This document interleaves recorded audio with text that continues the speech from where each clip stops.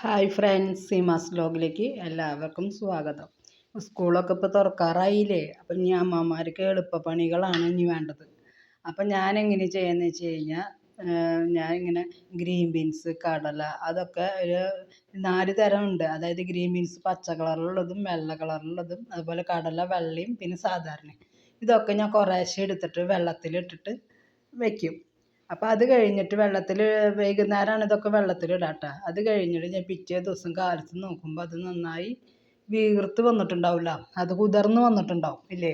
അപ്പോൾ ഓരോരുത്തർക്ക് ആവശ്യത്തിനനുസരിച്ച് എടുക്കാം കേട്ടോ. ഞാനിപ്പോൾ ഒരു എന്താ പറയുക 1/4 കിലോ വെച്ചിട്ടാണ് എടുത്തിരിക്കുന്നത്. അപ്പോൾ ഞാൻ എൻ്റെ കയ്യിൽ ഇങ്ങനെ കട്ടത്തൈര് മേടിച്ചതിൻ്റെ ബോക്സുകളുണ്ട്. അപ്പോൾ ഞാൻ അതിലാണ്. അപ്പം ഞാൻ അതിൽ 4 പാത്രത്തിലാക്കി തലേദിവസം വൈകുന്നേരം വെള്ളം ഒഴിച്ച് വെക്കും. പിറ്റേ ദിവസം കാലത്ത് ഞാൻ എഴുന്നേറ്റ് നോക്കുമ്പോൾ അത് നന്നായി കുതിർന്നിട്ടുണ്ടാവും. അപ്പോൾ ഇന്നലെ മഴ പെയ്തപ്പോൾ പാടത്തൊക്കെ വെള്ളം കിട്ടി തുടങ്ങിയിട്ടാണ്. അതാണ്. അങ്ങനെ നേരം വെളുത്തിട്ട് ഞാൻ നോക്കിയപ്പോൾ ഇതൊക്കെ നന്നായി കുതിർന്ന് വന്നിട്ടുണ്ട്, കണ്ട. അപ്പോൾ എല്ലാ ബോക്സിലും ഞാൻ നോക്കിയപ്പോൾ അപ്പോൾ എന്തോരം വേണം എന്നൊക്കെ ഓരോരുത്തർ വീട്ടിലത്തെ അംഗത്തിനനുസരിച്ച് ഇടുക ചെയ്യാട്ടോ. അപ്പോൾ ഞാൻ നോക്കിയപ്പോൾ എല്ലാതും ഞാൻ ഒരു 1/4 കിലോ വെച്ചിട്ടാണ് 250 വെച്ചിട്ടാണ് ഇട്ടത്.